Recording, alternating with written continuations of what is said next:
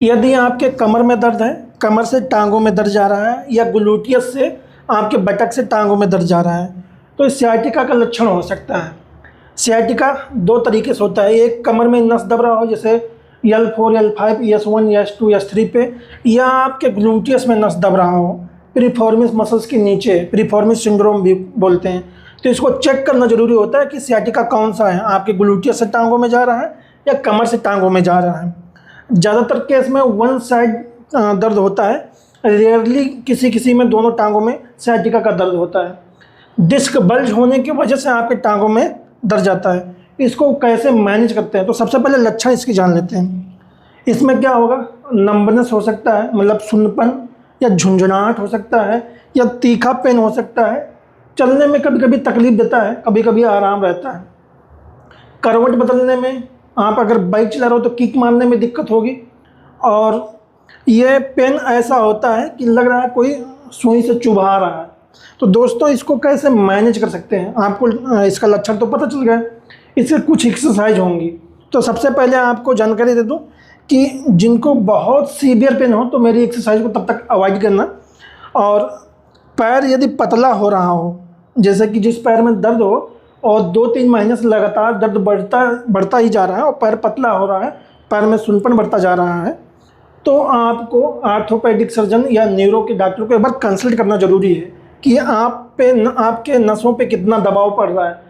बहुत ज़्यादा दबाव तो नहीं है, पंजों पे खड़े होने में तकलीफ तो नहीं है। यदि पेशाब अपने आप से दर्द के साथ लीक होने लगा, मीन्स कि आपके पैरों में कमजोरी भी है, साथ में क्या हुआ, आपका पेशाब अपने आप से लीक हो रहा है, मतलब कंट्रोल आपका खो रहा है, तो एक कॉर्डा कर्नल सिंड्रोम हो सकता है। इसके लिए क्या करना है, आपको डॉक्टर से कंसल्ट करना, और हो सकता है तब जाके इसमें सर्जरी की ज़रूरत पड़े। 90% केस में क्या होता है, जो सियाटिका होता है वो मैनेज होता है फिजियोथेरेपी के द्वारा, और कुछ एक आध मेडिकेशन होती हैं जो आप आर्थोपेडिक या आप डी मेडिसिन से कंसल्ट करके ले सकते हो। तो मैं आपको बिना मेडिसिन का कैसे मैनेज कर सकते हो अब एक्सरसाइज बताऊंगा। 3 तरीके की एक्सरसाइज होगी। एक होगा स्ट्रेचिंग, एक होगा मसल्स को स्ट्रेंथ करने के लिए स्ट्रेंथनिंग, और एक हुआ मोमेंट, आपके जो जॉइंट हैं जैसे कि स्पाइन में फैसेट जॉइंट वगैरह हैं, तो उनको मोमेंट में लाने के लिए। तो ये 3 एक्सरसाइज बताऊंगा। सबसे पहले आपको बताता हूँ स्ट्रेचिंग। आपको कंबाइंड इसमें होगी, नी टू चेस्ट में क्या है, स्ट्रेचिंग भी होगी, मोमेंट भी होगा आपका थोड़ा सा। तो पैर मोड़ना, यहाँ होल्ड करना, 1 मिनट तक कम से कम इसको होल्ड करना है, फिर रिलैक्स करोगे, सेम दूसरे पैर से दोहराना है, 1 मिनट तक होल्ड देन रिलैक्स, 3 बार और रिपीट करना है। ना समझ में आए तो कमेंट करें, आपको अलग अलग पोर्शन में वीडियो भी मिल जाएगा। देन दोनों पैर को मोड़ना, अपनी तरफ होल्ड करोगे, 1 मिनट तक होल्ड देन रिलैक्स, 3 बार इसको भी रिपीट करना। नेक्स्ट आपकी एक्सरसाइज होगी, जिस टांग में दर्द है उसको यहाँ से होल्ड करो, थोड़ा सा अपनी तरफ खींचो, जितना खींच जाए, फिर घुटना ऐसे सीधा करने की कोशिश करना, फिर पंजों को अपनी तरफ खींचना और 15 से 20 बार ऐसे अपने पंजे को आगे पीछे करना। फिर सेम दूसरे पैर से ही दोहराना है। अब पंजों को अपनी तरफ खींचना, जैसे पैर सीधा करके होल्ड करना, फिर छोड़ना, ऐसे करके 15 से 20 बार इसको भी दोहराना है। बहुत ज़्यादा कोई एग्रेसिव एक्सरसाइज नहीं बता रहा हूँ, जो बता रहा हूँ साइंटिफिकली एविडेंस बेस्ड एक्सरसाइज हैं, और मेरा अपने क्लिनिक का एक्सपीरियंस भी इसमें ऐड है। नेक्स्ट आप एक पैर मोड़ोगे ऐसे और ग्लूटियस की स्ट्रेचिंग करोगे, इसको नी को दूसरे कंधे की तरफ खींचना ऐसे। जब खींचोगे तो यहाँ खिंचाव आएगा आपको, इसको भी आधा मिनट यानी 30 सेकंड से लगा के 1 मिनट तक होल्ड कर सकते हो। एक बार इससे, फिर सेम दूसरी पैर से,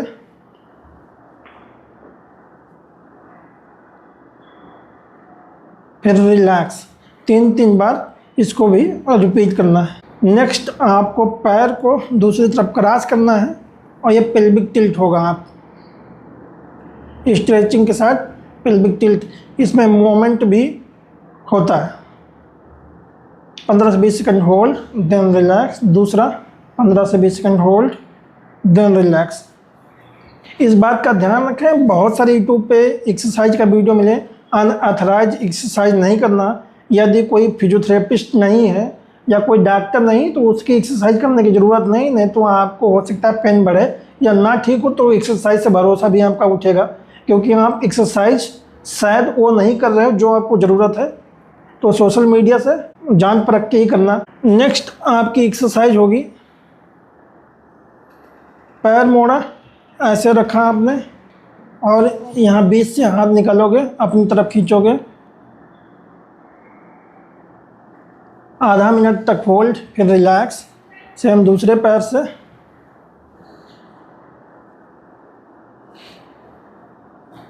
फिर रिलैक्स।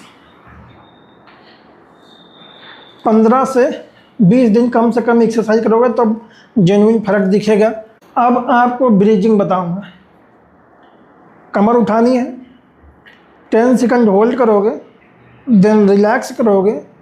जिस भी एक्सरसाइज में दर्द हो उसको रोक देना है। अगर 10 सेकंड तक नहीं होल्ड कर पाते हो तो 5 सेकंड होल्ड करना। शुरुआत में इसको 5 या 10 रिपीटेशन करो, फिर रिलैक्स। दिन में 2 बार या 3 बार भी एक्सरसाइज कर सकते हो या 2 घंटे के अंतर पे भी कर सकते हो, लेकिन इस बात का ध्यान रखें एक ही बार में बहुत एक्सरसाइज नहीं करना है। हाथ पीछे, पैर को ऐसे उठाना है, बेड से एक भी रहेगा, ज़्यादा नहीं उठाना है। 10 सेकंड होल्ड, फिर रिलैक्स। इसको भी 10 सेकंड होल्ड, फिर रिलैक्स। 5-5 बार रिपीट करो इस एक्सरसाइज को। 9 दोनों हाथ को आगे मोड़ो और हाफ एल्बो खोलो जितना खुल जाए। 10 सेकंड होल्ड, फिर रिलैक्स। 10 सेकंड होल्ड, फिर रिलैक्स और 5 से 10 बार इसको भी रिपीट करना। 9 अपने हाथों को अपने शोल्डर से थोड़ा सा पीछे ले जाएंगे और इसको कोबरा पोस्चर बोलते हैं। ये साइटिका के लिए बहुत हेल्पफुल है, लेकिन इस बात का ध्यान रखें कि साइटिका आपका किस तरह का है। एल्बो खोलेंगे आपको, इसमें डिस्क सेंट्रलाइज होती है, जो आगे को डिस्क बल्ज होते हैं, नसों पर दबाव होता है वो कम होने लगता है, इसलिए ये बहुत महत्वपूर्ण एक्सरसाइज है। 10 सेकंड से 15 सेकंड होल्ड, देन रिलैक्स करोगे और 3-4 बार रिपीट करना।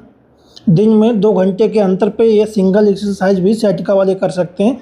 बहुत ही यूजफुल एक्सरसाइज है साइटिका के लिए। अब आपको कैट एंड कैमल करना है। इससे क्या होगा, आपकी जो बैक की जो जॉइंट हैं और साथ में मसल्स हैं वो थोड़ा सा मूवमेंट में आएंगे। गर्दन ऊपर तो कमर नीचे, गर्दन नीचे तो कमर ऊपर। इसको भी 5 से 10 बार रिपीट करो। 9 बेबी पोज या चाइल्ड पोज, हाथ आगे थोड़ा सा बढ़ाएंगे, पीछे अपने पैरों पे ही जाके बैठेंगे, फिर रिलैक्स ऐसे होल्ड करेंगे, फिर से बैठेंगे। 15 से 20 बार इसको रिपीट करेंगे। किसी भी प्रकार की कोई भी समस्या हो तो कमेंट करके पूछ सकते हो। नेक्स्ट आपकी एक मोबिलाइजेशन और रहेगी, नर्व मोबिलाइजेशन।